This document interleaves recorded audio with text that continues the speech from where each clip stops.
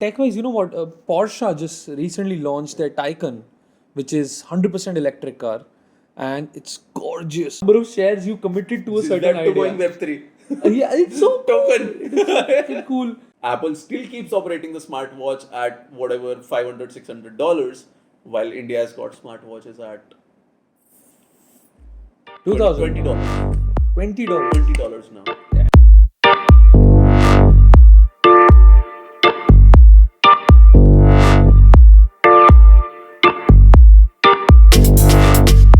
Hello everyone, welcome back to the Synapse Pod. I'm your host Chirag Kapil. With me, there's Paras Batra, and we have a special guest today. Guys, say hi to Ted. Ta-da! Now, guys, sorry the other guys like Ayush, Manik, Saransh, and Avinash could not be available today. Either they are sick, dead, or missing. So please excuse for that. And stay tuned for the next episode to know if they survive. Oh, yeah, we can make this a series. Yeah, but on to the serious topics. We wanted to do this pod specifically with all three of us because there has been some amazing events in the last week. About 10 days ago. So Tesla had its shareholder meeting of 2022 and pretty interesting results for Tesla this time. So we just want to discuss more about Tesla, and we are so full disclosure. Me and Paras are super fanatics of the work Elon is doing, specifically in Tesla, much more than SpaceX. And just for full disclosure, Paras is a big time shareholder of Tesla, Big time is and subjective. but I have not invested a single penny in Tesla till now because I just wanted to play the wait and watch game. No, that's because he's cried thrice I about just not missed investing early on. And then I just missed the price, guys. But anyway, this episode is supposed to be about non-financial advice. So NFA. NFA. So we'll just get down to the shareholder meeting and the insights that we could draw out of it and the kind of potential that we see in Tesla, plus the initiatives these guys are taking, which Elon is spearheading. So specifically, Paras, what? So if you would just look at Tesla from a third person's perspective, right? And I'm very curious to know your viewpoint because you're a shareholder.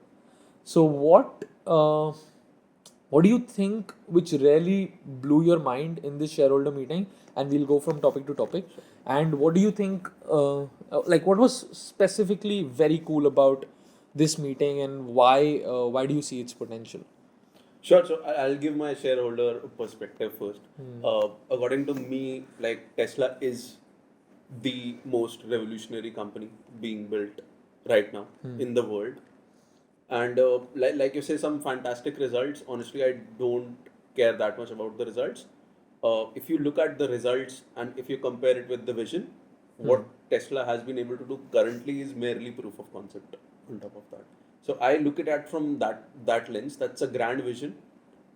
The result is just proof of concept. I mean, a 2 million car per annualized run rate is nothing in front of what they can do possibly going forward in future.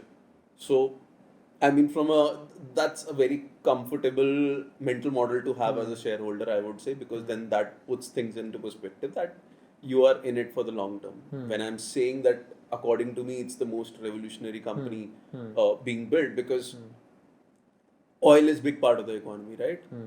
And if you look at where oil gets consumed, so automobile is a big significant chunk of it.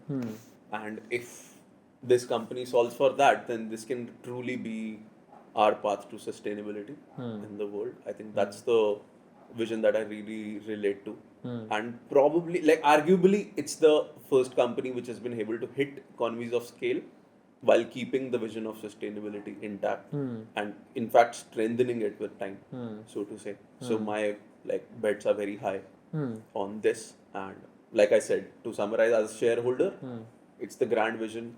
What's happening right now is just proof of concept to that, and the proof is bloody strong right now if you look at what has been happening so far.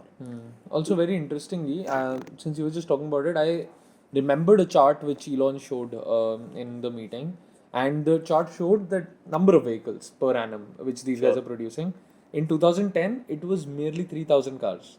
Yeah. And it was actually the cleanest exponential. Yeah, he mentions that Yeah, he mentions that the- this is probably the cleanest exponential we this is could the say. kind of exponentials you see in Yeah. business plans Exactly. for future Yes. forecasts, and then that's the historical curve. Yeah. So that's creepy. Like, So starting from 3,000 cars in 2010 to 2022, 2 million cars and analyze 100. annualized. And in one of the Q&A, the guy asked a question like, what do you predict shall be the number of cars in the next 10 years?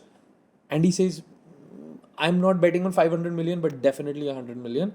And they would be very surprised if they do not touch 100 million.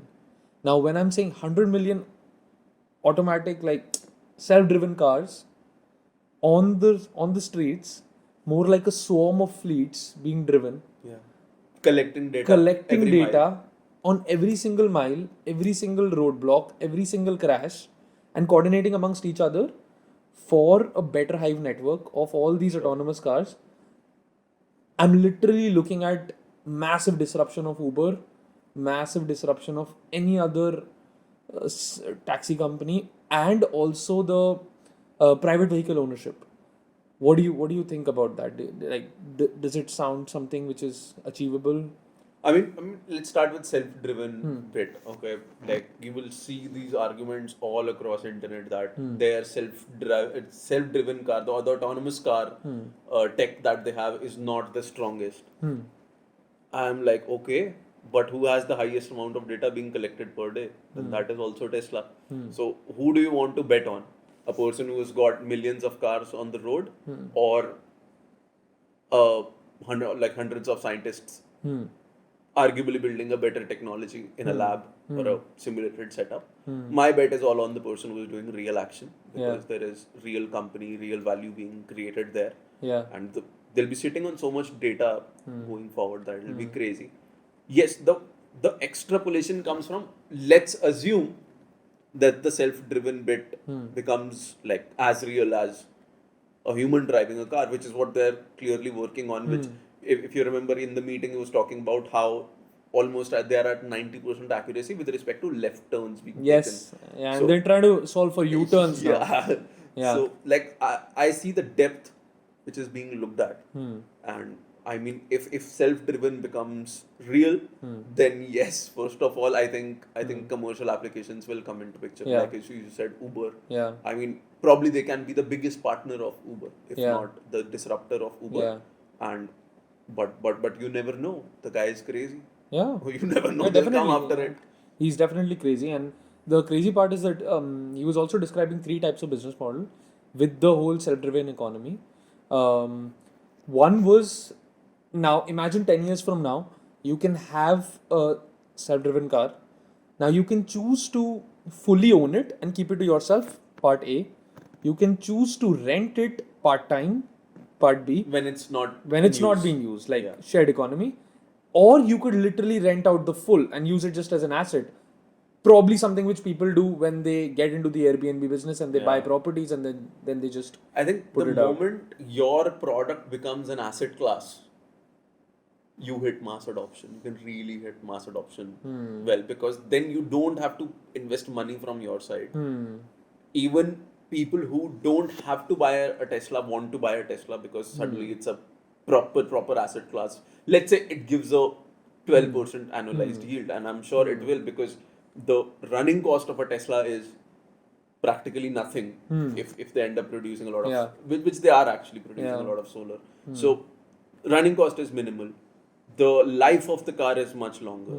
So something like a 12% annualized yield should be, I think, easily doable. Yeah. If that is happening, Yeah. then a lot of people are putting in money. Yeah. Even people who don't need a Tesla can buy a Tesla and put it out in the world Yeah. to, Yeah. to get that Yeah. kind of returns Yeah. on the investment. I think the possibilities are endless. Yeah, it's if that insane. happens. It's insane. I mean, also like, I'll just get to the part where he says that Tesla is not just one company; it's 6 to 7 companies in You one mentioned company. this on a previous pod also. Yeah, I did. Yeah, and I just want to get more into more depth onto that. But before that, I just want to discuss this insane strategy of pricing and product launches which they have done. So just looking at 4 models which they've put out: Model X, Model S, Model X, Model Y, and Model 3, right? So Model X and Model S was of course the supreme luxury, right? Which actually set it as a status symbol. Yeah. Now, and Model X became more like an SUV, 7-seater. Family Car, right? And they priced it at $60,000, $55,000 or something. Then came Model 3, which actually got the price down, got into a 5-seater kind of a sedan, and that took off. But now, what Elon is saying, that the real game changer is going to be Model Y, which is going to be even cheaper, going to be more powerful. So I'm seeing this as a very computer like business or smartphone like business where new models are being launched every 2 or 3 years, and they will definitely get into some kind of a model where you can upgrade your previous car and flip it to the Modular next one play. depending on a person's life. If suppose tomorrow I have a family, I have kids, I can shift back to the other one, and there is seamless integration between all these. So that is something which is very crazy. And in fact, Model Y, as they are saying, is going to produce the maximum revenue for them across all And very categories. soon by units also. By units also. So the intriguing part to me here is, I was talking to a few people in US when I was there. I was like, why do people buy Tesla? It's like, it's a status symbol. Now, it's very weird that this product is being seen as a status symbol when all the founder talks about is making it cheaper. Yeah. Like, sitting in an MBA college or someone would say, if the company is talking about making their products cheaper by the year, Yeah. how can it become a status symbol? Yeah. But the disruption in tech is so huge. strong Yeah. It that is so talking about differentiated. price being taken down is seen in a positive spirit Yeah. Yeah. by people, and the sheer tech superiority becomes a status symbol. Yeah, it's like apples to oranges. The whole product is so different. The whole technology is fundamentally different with respect to, and I own an electric car, so I know the potential of it. So it's just insane how this beautiful pricing strategy and the beautiful product launch. So they always started with the most premium one, made it a sports car, made it extremely expensive, and I think that is where the whole status symbol drive comes from. Yeah. Where people start to look at it is Larry Page is driving Roadster. yeah, high tech, aspirational, and out of your budget. Of course, it's status. So and then these regression models start to be built onto the lower models where where now he's democratizing it. He's opening up gigafactories again and again. Recently opened in I think Berlin but Shanghai is the best one. Yeah. So it's insane, man. This whole business model, the whole idea of bringing from the top to the down and then democratizing it. I just hope that we are in a state someday to build a company like this. No, indeed, definitely. Like, I do always say that brands flow from top to bottom. Like, if you really want to build a very strong brand, you have to get it in the hands of rich, because every person wants to go one level up Yeah. in their status. Like, if someone is one level up from me, I want to have positions that they have if I'm a normal person. So that playbook they have, I think, nailed it Yeah. clearly. So the brand is on a very good journey from here on. I think the dynamics can be very tricky when another company launches a similar level of tech product as Tesla. Let's say now there is Tesla and brand X, Yeah. which has got similar tech, which is the case with smartphones. Yeah. I think that's when the dynamics will completely change in this industry. Maybe this strategy of going cheaper and cheaper might not work, because then there's no end to this game of making it cheaper, right? Tesla has got profit margins, gross profit margins, at least they have. Yeah. Probably the highest in the industry, as he says it. Yeah. Like, it's above Ford, Volkswagen, Yeah, it's Renault, around everyone. 15 to 16% now. No, it was upwards of 20%. Upwards of touching 20%? Touching 20%. Insane. So they've got the profit margins in place right now. So we'll bring up that chart just for the viewers as well. So I'm saying the brand X comes. Now the price war begins, like it happens in any tech platform, like let's say smartphone. Yeah. What happens then? Does the profitability stay intact or not? So that will be an interesting dynamic to see. But so far there is nothing that touches it remotely. I think there are a few electric vehicle companies in China, but still tech-wise not superior enough. But tech-wise, you know what? Porsche just recently launched their Taycan, which is 100% electric car, and it's gorgeous. I mean, It is gorgeous. it's I agree. I've Porsche. seen it. So, and they're going all guns out. So I'm just actually wondering now, when you're saying that he's trying to go cheaper and cheaper, trying to democratize. Essentially, do you think he's trying to become the Ford of electric cars, where he's not trying to compete with the Porsche of electric cars, or do you think he will maintain that pricing just for the gross and to maintain the status image? I mean, if you're talking in your narrative, you're talking about sustainability of the planet, disrupting the whole automobile industry. You can't go against Porsche because Porsche will go after a Certain set of certain people. set of customers, Yeah. right? To really like Ford did revolutionize the Yeah. automobile industry, Yeah. right? So if you look at it from that lens, yes, we are trying to. They are maybe on the same journey, but hopefully a better brand comes out of it even 20, 25 Yeah. years from now on. Or maybe a multi-brand strategy works, right? If Tesla could launch another brand and then place it against the Mercedes and Porsche of the world. Brand is Elon Musk. Yeah, brand is Elon. Yeah, that's true. Brand is Elon Musk. Very interesting. One very interesting thing which I really loved in the whole of the shareholder presentation that happened was that Tesla solar panels have produced much more renewable energy, which is electricity, over their lifespan, and hardly like 10-15% of it has been ever used to create all Tesla cars and the energy consumed to run them till date, which is like billions of miles. Insane. Which is crazy. So if you look at it from that lens, Yeah. Tesla is pretty much a carbon negative Yeah. Yeah. company, and by a mile carbon negative, that they can Yeah. sell green credits. And I think Insane. that's a business model also for them, that they sell green credits to Yeah. companies which need to buy Yeah, them. I heard There's about that. There's a stock exchange practically for these green credits. Hmm. So they are in green credit surplus. Who knows?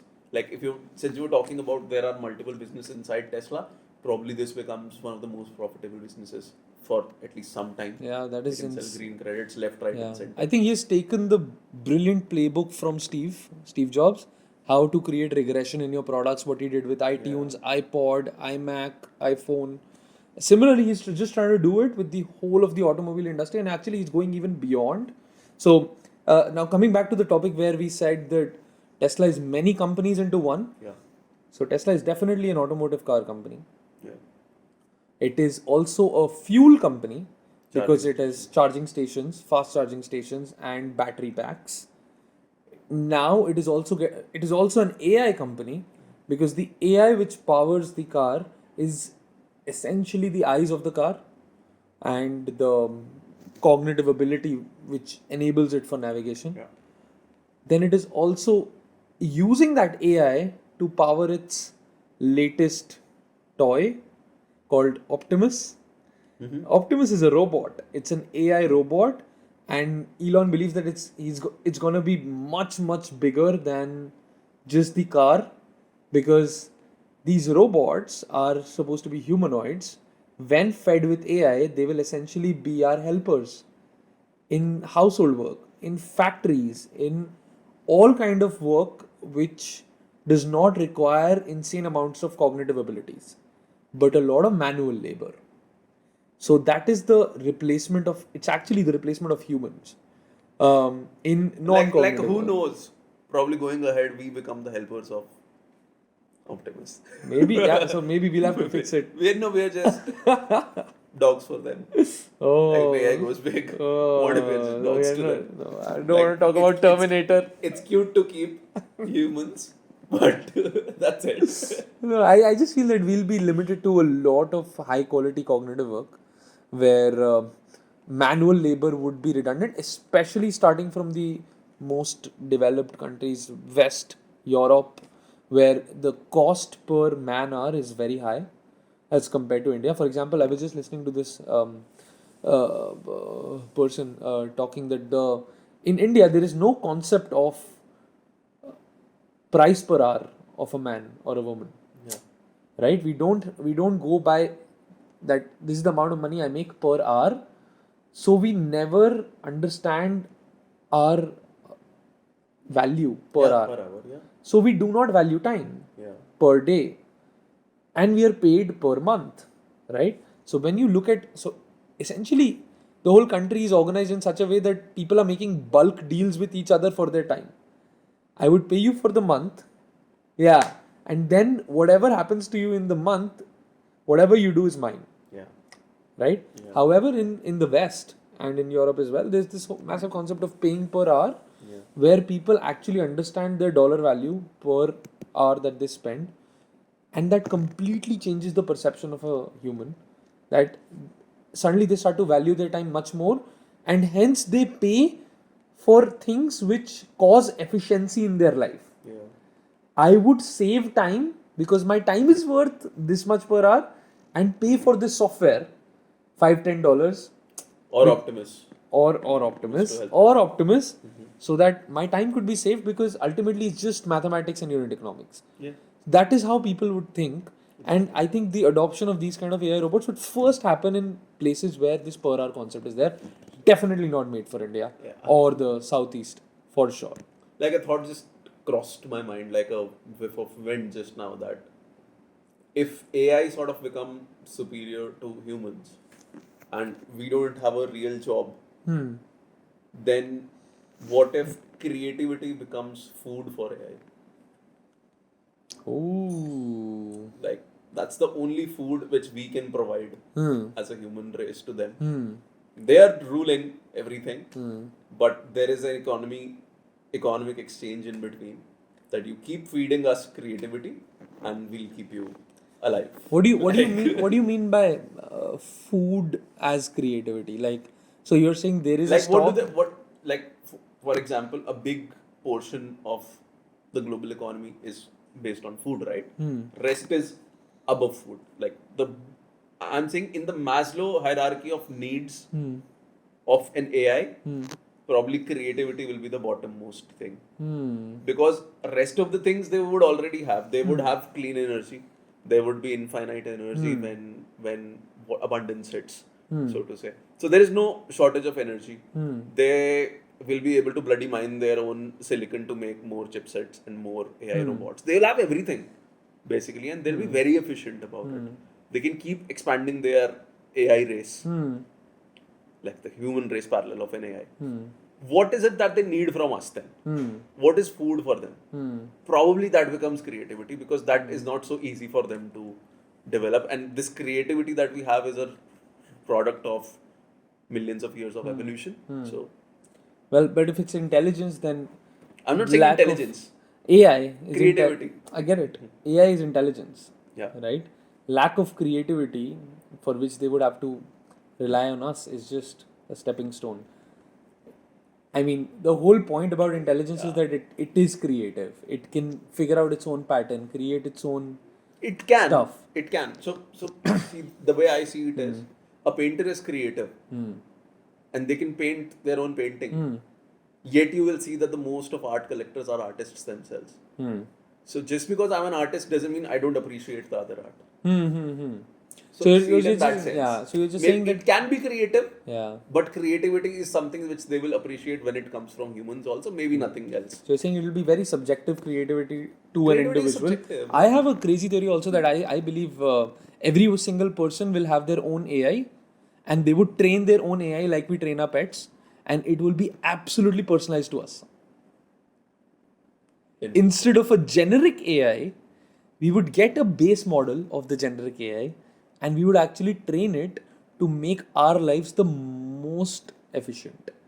And like Paras AI will What be did you different say about from the training the pet bit? just like we train our pets, right? Just like we train our pets. Like Right. my pet Yeah, knows yeah. that, for example, I'm vegetarian, so my pet knows that, hey, no non-vegetarian in this house, and I've trained him that he will not eat non-vegetarian, Yeah. and he actually doesn't. So Nice. similarly, so what I'm saying is our software would be, for example, your personal assistant, Google Assistant or Siri, is trained to your voice. It will not get, for example, activated by my voice, right? Yeah. It relates to Paras. Yeah. So similarly, there would be a generic purpose AI, but then the real value of AI for us will start to be when we actually merge No, I think that's already like work in progress without us knowing. Yeah. Do you remember I sent you a screenshot of it was a ad of a club, like a nightclub, which had written on a LED screen, "Happy Birthday, Paras." Like, how the fuck does that happen? Yeah, I got yeah. an ad on Instagram with my name in the ad. Yeah. Like, that's crazy. Like, that's a very, It's honestly, very creepy, man. It's creepy. It's a primitive example, but it's super creepy. Yeah, that's really creepy. Now, of course, we are digressing from the topic since Yeah. we are on AI and we are both very excited about AI. Probably that's why it's happening. But I came across a company in NFT NYC. I was there. So that company is a they have a crazy story, so to say. It's an NFT collection of 10,000 unique pets. Now, their narrative is that why do you have to own a real pet when the pet is going to die Oh. in 10, 12 years? What if a digital pet could give you the same kind of dopamine effect and everything that a normal pet gives, and we don't have to artificially build this industry up because, like, in India it's still cheaper, but in West, like, a lot of people put down their pets when they can't afford it. So his thing was, you take 10,000 pets, these will be 10,000 unique NFTs. Every pet will be unique. It will change with time, it will evolve with time. You can train them to do multiple number of things. And I think that's the closest thing to a digital pet AI that I saw, which really opened my mind. Like, a pet maybe does not need to be a physical robot. Yeah. What if the robot is the digital pet AI? Yeah. Yeah. Robot, I think people just assume that Yeah. a robot is a physical Yeah. box of metal Yeah. and everything. Not necessarily. Yeah. That was not interesting. That's insane. That's Digital insane. pets. And on that, man, I need to tell you this. About a couple of months ago, I read this book called Exhalation by Ted Chiang. We'll we'll get it up just to show the audience. It has a story called Digients, right? This is exactly what's written in that story. That 20 years from now, we will have digital pets to cure our loneliness, right? Those pets will never die. We will purchase simulated environments for those pets, and we would train those pets via our metaverse avatars, and we'll of course be wearing bodysuits where we can interact with that digient, and that will be our relationship. We'll have to purchase digital food to feed the pet, and there will be a whole ass economy built on top of this. Yeah. Yeah, and those pets will essentially be AIs who would self-evolve based on our actions. Sure. The only and it actually ends up as a dystopian story. It always goes dystopian. Yeah, it goes dystopian where the pets connect to internet and they go hey, bonkers, they start to kill each other. But I must tell you, like, I was listening to this guy called Clegg. He's one of the founders at Artifact. It's an interesting company. So his idea was that people generally see metaverse as something dystopian. Like, we were talking traces of metaverse only, right? Digital pets, digital environments, simulations, everything. Yeah. So his thought was that why does it have to be always dystopian? What if metaverse really becomes our path to a sustainable planet? Because then you don't need everything to be made in physical life. True. Maybe you don't need a car anymore, or you don't need shoes anymore. You don't need clothes anymore. You don't need fancy houses anymore. It can all exist in a simulation. So that is so weird. If we really, I think metaverse is going to be the biggest experiment ever done on humanity. On humanity at this scale. Where we've narrowed it down or simplified a human's personality to hormones, right? Yeah. Hormones or the chemical tickers. Chemical tickers. Yeah. If it is really just about the chemical tickers, all that will be done in metaverse. But then will we still want to stay there? If we get complacent with it, that means the theory was right, that we are indeed a product of all the hormones and chemical tickers. Oh, God, what if it does not? Then it just disproves the whole thing. Yeah. That we are just about hormones. And I somehow believe that it's first going to be done for the next billion. Because With all the deglobalization that we talked yesterday, right? The prices are definitely gonna go up, but the movement of the low middle class to middle class and middle class to higher middle class is definitely a slow process. It takes its own time. The middle class and the lower middle class are going to find instant gratification and satisfaction in the metaverse much more than the real world. I think they have got free time. The gaming world is already taking on these next billion that you are talking about. So even if they are on a smartphone playing games for 8 hours in a day, they are very much in the metaverse already. They are getting those dopamine hits, chemical takers that you are talking about. For it to go really immersive, we'll have to see how who takes them immersive. Like, of course, what happened with smartphones can also happen with a VR headset or a glass or whatever. What if that becomes super cheap? Yeah. Then possibly these are the first people who will adopt because they've got assumably they've got a lot of free time. Yeah.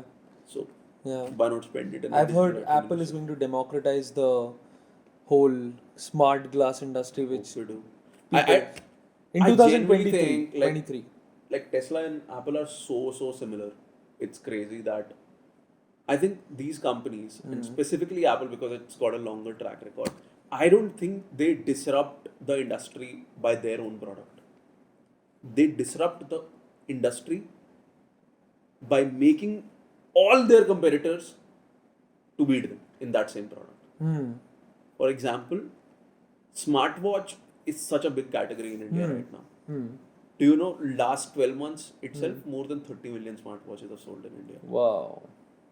If someone would have 30 million. Insane. If someone would have asked me like this 5 years ago, I would have said, what are you talking about? India doesn't even have 100 million e-commerce buyers. You are saying 30 million will buy a smartwatch, which is not even a necessity. But they launch an Apple Watch. Now suddenly every competitor wants to launch a smartwatch. Then every homegrown brand wants to launch a smartwatch. Everyone gets into the race of market share. And Apple still keeps operating the smartwatch at whatever $500, $600, while India has got smartwatches at $2,000. $20. $20. $20 now. Damn. Like, I'm saying the real disruption they create is by creating this market for a $20 smartwatch by launching a $600. They're literally market openers, man. So similarly for Tesla, if you see, Yeah. like in his shareholder presentation only. Now we are coming back to the topic. So he showed this thing called a Super Bowl effect. Like their sales go up around the Super Bowl. Yeah. But why does that happen? They are not even advertising. Yeah. The point is competitors are advertising and their sales are going up. So it's a win-win for everyone down the line. They have enabled the whole, Tesla has unlocked this shift of every automobile company going electric faster because everyone is in a survival mode right now. We might just finish after 10 years if this keeps going on. Now the whole industry wants to do electric. Then even if Tesla doesn't come down to that price that they aspire to, someone else will. Yeah. Definitely. Yeah. And then probably we'll see the nanos of electric cars better than. Just imagine, Paris, building a company where you never advertise, but your competitors advertise and your sales skyrocket. I mean, see, to be very honest, it is insane, man. I cannot even believe this. This no advertising phenomena I don't believe in. It's not like they've not spent in advertising. It's just so strong recall. They've not spent in traditional advertising. Yeah, ATL, BTL. So they do exhibitions. They are at the right places. Yeah. They opened their experience stores. An experience store in itself is an advertisement, just to say. So, but yeah, I get what you are saying. It's a very twisted strategy. Like, it's crazy. I've never seen massive. something like this at this scale. I mean, Zara similarly claims to be a no marketing company. You rarely see billboards, right? For Zara.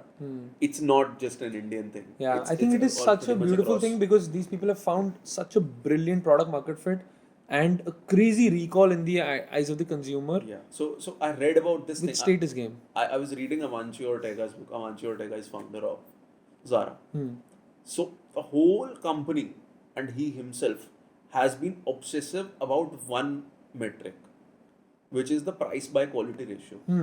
And actually, you can boil down a lot of purchase decisions to this ratio. That if your price to quality ratio is like extremely better than all your competitors, you'll end up winning the customer every time. So I think companies that crack this price quality ratio really well don't have to worry about marketing spends. I would not say no marketing is a reason of it's a I would not say no marketing is because this of the status game. I would say no marketing is needed because of that price quality. Because people are bragging left, right, center about it, right? When the customer starts to brag, you don't need all this. Yeah. You make them feel badass. Yeah. By you because they're using your product and they feel like there's nothing like that which ever exists. That is the trick, which is insane. So coming back to batteries, Elon Musk is opening Gigafactories, right? 10, 12 you mentioned, I think. Yeah, and what do you and he also mentioned that recycling of these batteries is definitely going to be a big business again. Yeah, it's small for them because Yeah. there have not been enough Teslas on the road for more than 10 years. Exactly. Also, that cycle, like a battery Batteries are requires 10 fine. to 15 years for recycling. The industry itself is not that old Yeah. at scale, right? So they have recycled 50 batteries right now. 50 per day. 50 per day. So I believe it is also going to be a big business in India. Yeah, you were saying that it is multiple companies in one. Yeah. Recycling. Recycling yeah. batteries is another business. Yeah, recycling probably, and I also feel that there is some latent business opportunity for other Indian entrepreneurs in recycling batteries as well, and rare earth metals. Again, non-financial advice, but seems like lithium ion is going to be redundant very soon, and we are going to shift to sodium ion, which is a new technology. It is easily 100x cheaper than lithium ion. 100x cheaper. Yes, than lithium ion because of the abundance of sodium in the world, and its efficiency is definitely going to rise. So that also enables all the other rare earth metals which are required to create that batteries like cobalt, nickel, their prices to rocket. Something to be looked at there. Interesting.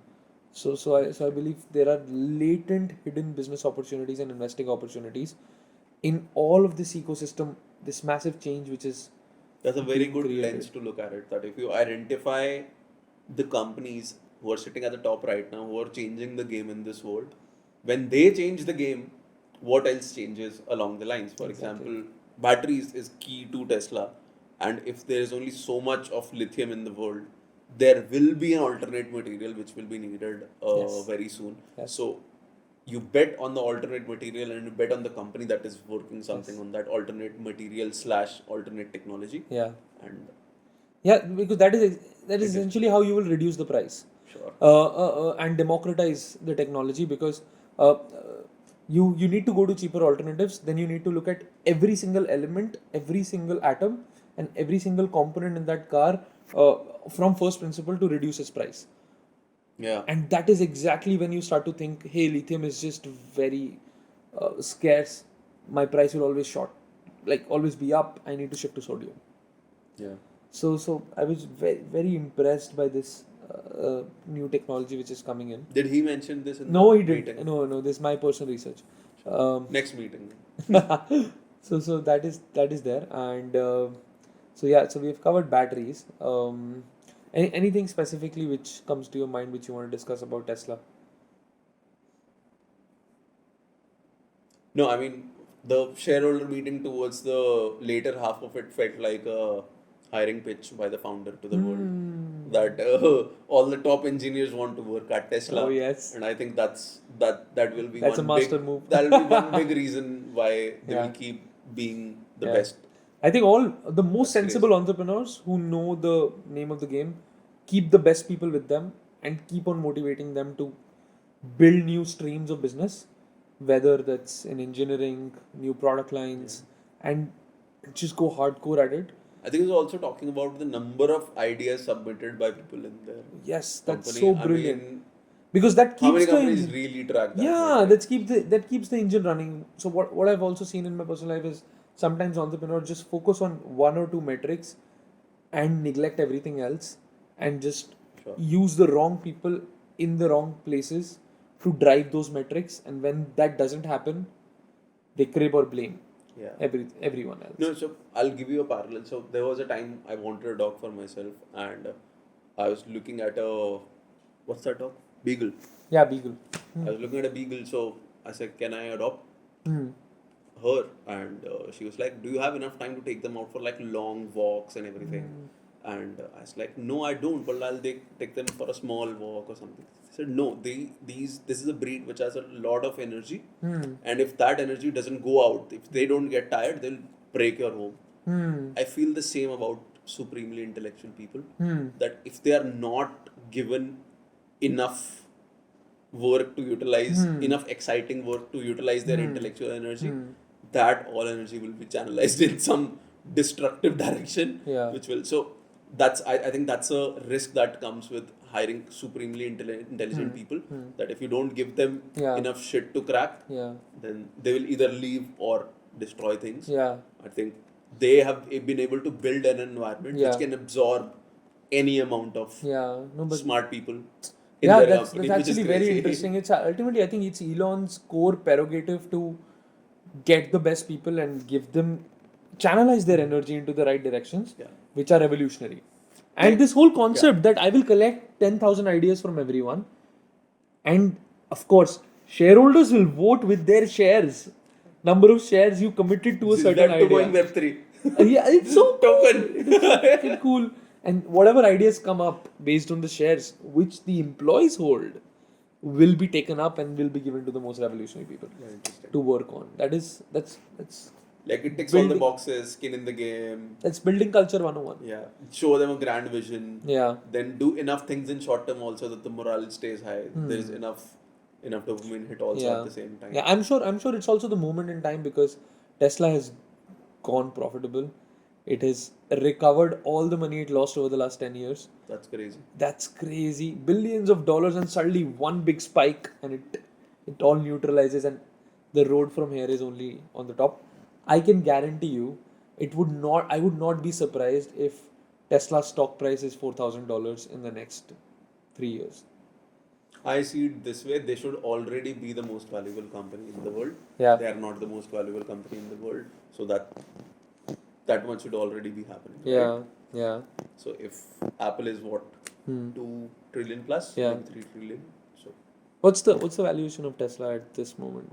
It's I around think some 700, 800. 700? It will be in plus. Yeah. Easily the most valuable company in the next Should 3 years. be there. And Until unless Tim Cook has a crazy ace up his sleeve. We're yet to see that. And mostly I think it'll be the metaverse game only because Apple said they're not going to launch a car. no, see, as long as Tesla's applications are not dependent on App Store, they should be fine. Oh, they're gonna. They Else have their Apple own will app fuck them. store, man. They're the kings of their own platform. That's the beautiful dynamic. But anyway, I think this was great. fun. We had a very interesting conversation. And we forgot to tell you, Ted's superpower is to stay quiet. So I think he has played well. The boys played well in this one. Cool. But this was great, Paras, man. Thanks a lot. Yeah, we'll see you on the next pod, guys. Thank you. Bye.